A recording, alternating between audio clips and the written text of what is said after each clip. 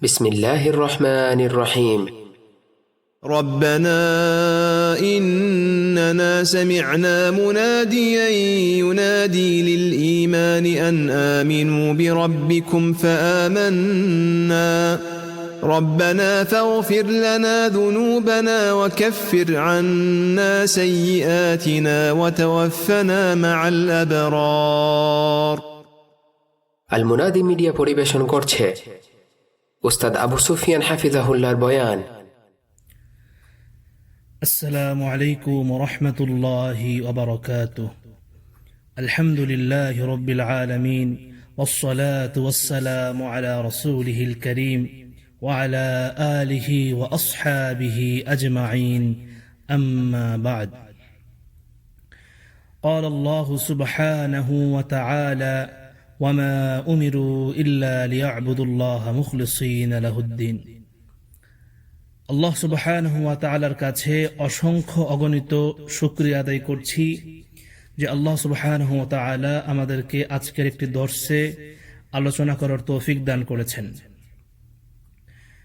আমরা আমাদের আগের আলোচনায় আলোচনা করেছিলাম একজন মুমিনের অথবা একজন মুসলিমের উচিত 24 ঘন্টাই আল্লাহ সুবহানাহু ওয়া তাআলার ইবাদতে নিমজ্জিত থাকা। সেই আলোচনায় আমরা বলেছিলাম যে আমাদের পরের আলোচনায় অর্থাৎ এই আলোচনায় আমরা ইবাদত এর সংজ্ঞা এবং এর বিস্তারিত নিয়ে আলোচনা করব ইনশাআল্লাহ। তো আজকে আমাদের এই আলোচনার বিষয়বস্তু হলো ইবাদত এর সংজ্ঞা কি। আল্লাহ সুবহানাহু ওয়া তাআলার একটি নির্দেশ আমাদের উপর রয়েছে যে আয়াতটি আমি আপনাদের সামনে তেলাওয়াত করেছি, আর তা হচ্ছে ওয়ামা উমিরু ইল্লা লিয়াবুদুল্লাহা মুখলিসিনা লাহুদ্দিন। আমরা এই আয়াতের উপর আলোচনা করার পূর্বে জেনে নিব যে ইবাদত এর সংজ্ঞাটা কি আসলে।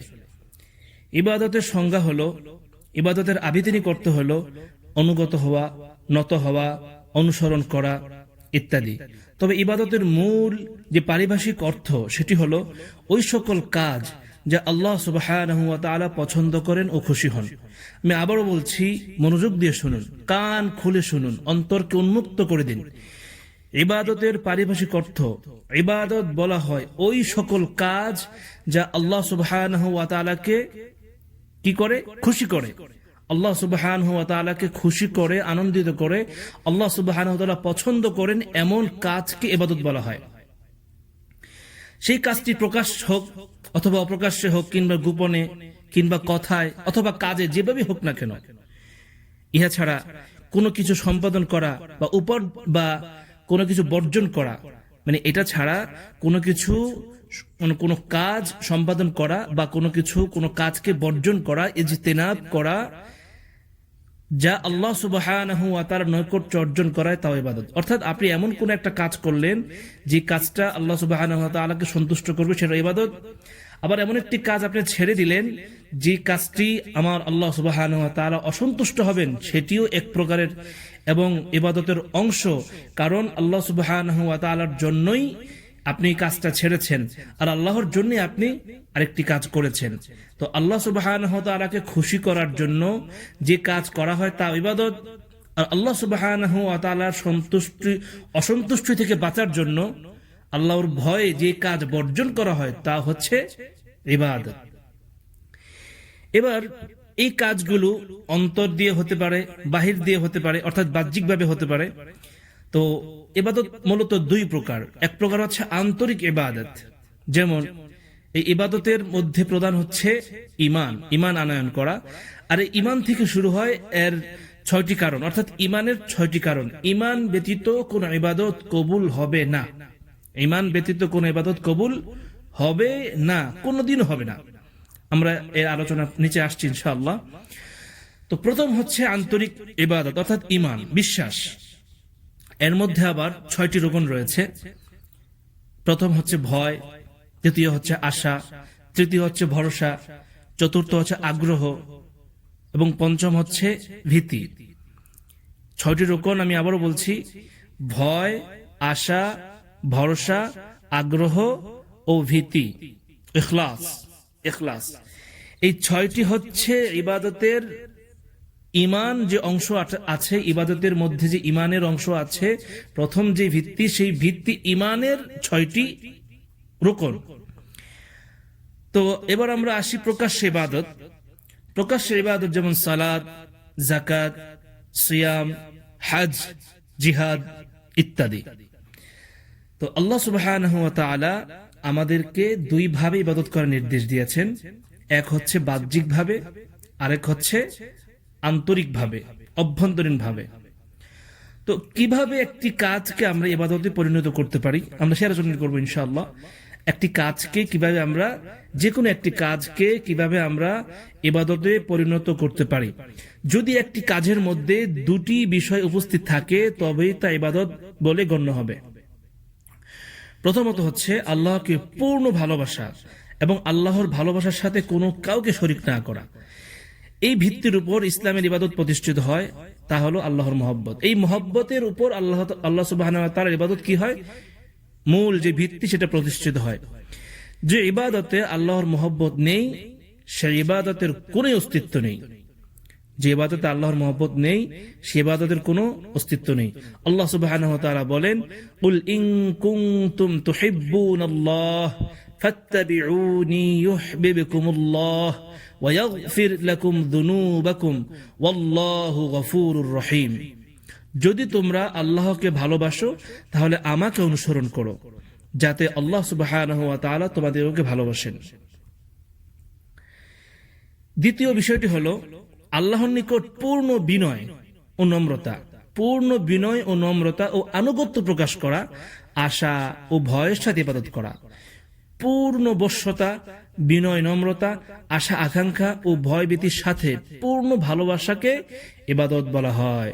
আল্লাহ সুবহানাহু ওয়া তাআলা বলছেন, এই কথার দলিল আমি যেটা বললাম, এই কথার দলিল হচ্ছে উদউ রাব্বাকুম তাদাররুআন ওয়া খুফিয়া ইন্নাহু লা ইউহিব্বুল মু'তাদিন। তোমরা তোমাদের প্রতিপালককে ডাকো কাকুতি মিনতি ও ইখলাসের সাথে, কাকুতি মিনতি ও ইখলাসের সাথে। এখানে খুফিয়া যে শব্দটি রয়েছে, এই খুফিয়া শব্দের আসল এবং মূল অর্থ হচ্ছে ইখলাস। কারণ খুফিয়া দ্বারা যদি এখানে শুধু সংগোপন ইবাদত করতে বলা হয়, তাহলে প্রকাশ্যে যে ইবাদতগুলো আছে সেই ইবাদতের বিপরীতে শব্দটা অর্থ চলে যায়।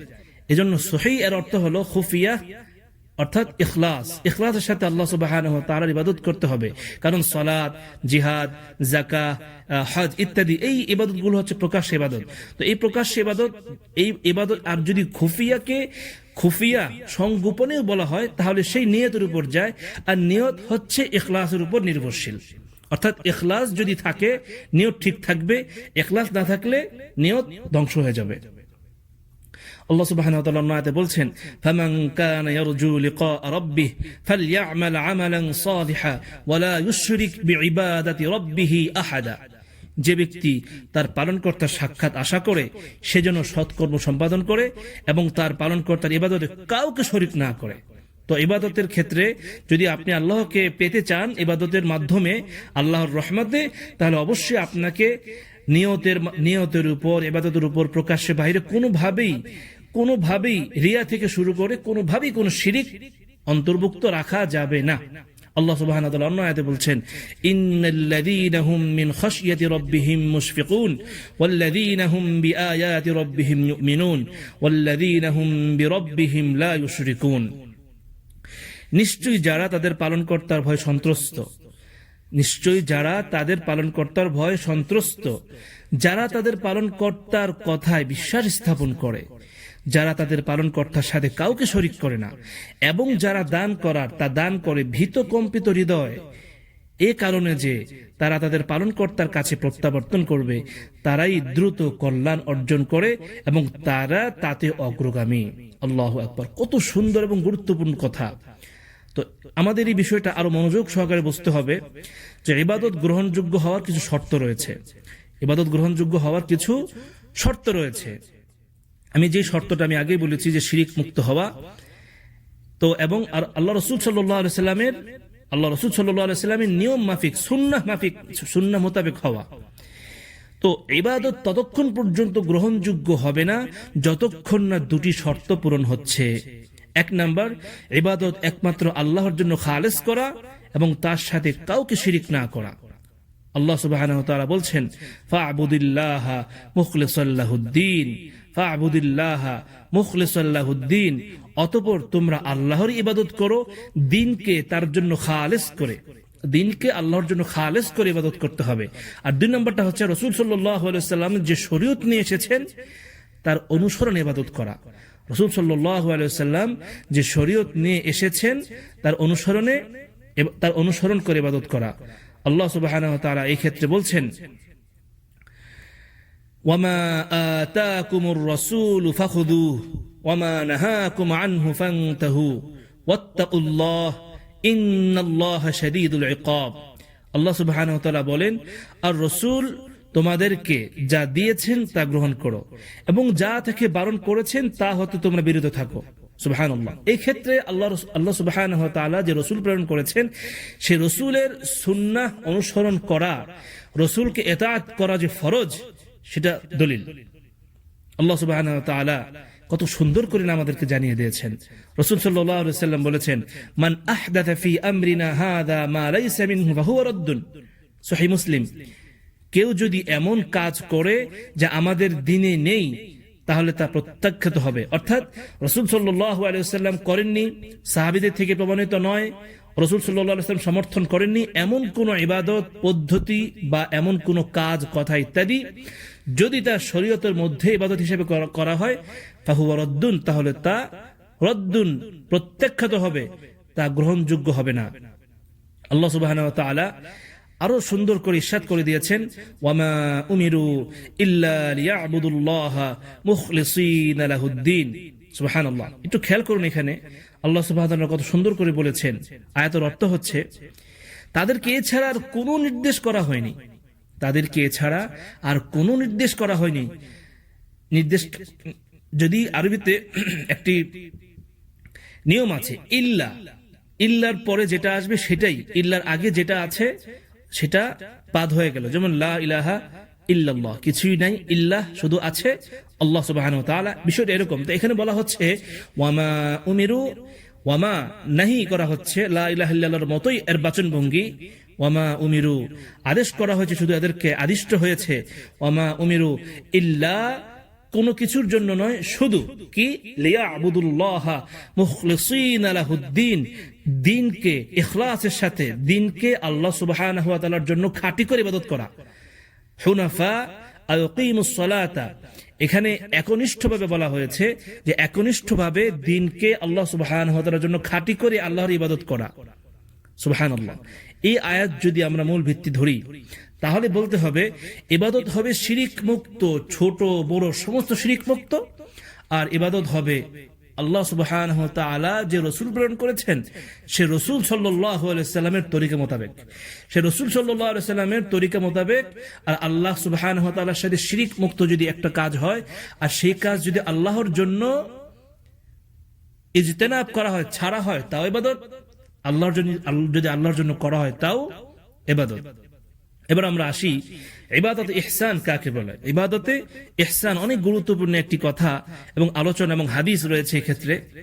তো এক্ষেত্রে একটা লম্বা হাদিস রয়েছে, সেই লম্বা হাদিস এখানে বলবো না, এখানে হাদিসের ওই অংশটুকু বলবো যে অংশটুকু আমাদের এই আলোচনার সাথে সামঞ্জস্যপূর্ণ।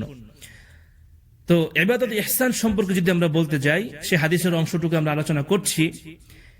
ইবাদতের ক্ষেত্রে ইহসান হচ্ছে এমন ভাবে আল্লাহর ইবাদত করা যেন আপনি তাকে দেখছেন, এরূপ যদি না হয় অন্তত এরূপ মনে করা যে তিনি তো আপনাকে দেখছেন। অর্থাৎ আপনি ইবাদত করবেন, আপনার মনে হবে যে আপনি আল্লাহ সুবহানাহু ওয়া তাআলাকে দেখছেন। যদি এটা মনে করতে না পারেন তাহলে মনে করতে হবে যে আল্লাহ সুবহানাহু ওয়া তাআলা, আল্লাহ তো আপনাকে দেখছে, এতে কোনো সন্দেহ নেই।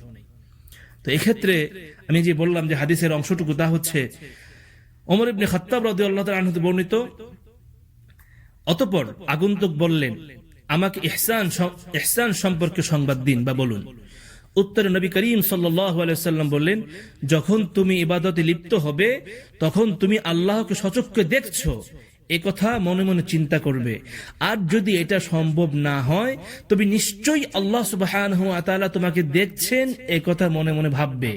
আর এটাকেই বলা হয় ইবাদত ইহসান। সুবহানাল্লাহ। এই ইবাদত ইহসান যদি কোনো মানুষ করতে পারে তাহলে আল্লাহ সুবহানাহু ওয়া তাআলা তাকে এমন ভাবে ইবাদত করার তৌফিক দান করবেন ঠিক যেমন ভাবে আল্লাহ সুবহানাহু ওয়া তাআলা চান। অর্থাৎ ওই ব্যক্তি ইবাদতের স্বাদ পাবে, ওই ব্যক্তি ইবাদতের মাধ্যমে আল্লাহ সুবহানাহু ওয়া তাআলার নৈকট্য অর্জন করতে পারবে। আল্লাহ সুবহানাহু ওয়া তাআলার কাছে আমরা আশা করছি, দোয়া করছি, প্রার্থনা করছি আল্লাহ সুবহানাহু ওয়া তাআলা যেন আমাদেরকে ইবাদত ইহসান করার তৌফিক দান করেন এবং শিরিক মুক্ত, বিদআত মুক্ত আল্লাহ সুবহানাহু ওয়া তাআলা যেভাবে বলেছেন, রাসূল সাল্লাল্লাহু আলাইহি ওয়াসাল্লাম যেভাবে করেছেন ইবাদতে এইভাবে আমাদের ভিতর এবং বাহিরে সমস্ত ইবাদতগুলো করার তৌফিক দান করেন। আজকে এখানে শেষ করছি। ওয়া আখিরু দাওয়ানা আলহামদুলিল্লাহি রাব্বিল আলামিন। আসসালামু আলাইকুম ওয়া রাহমাতুল্লাহি ওয়া বারাকাতুহু।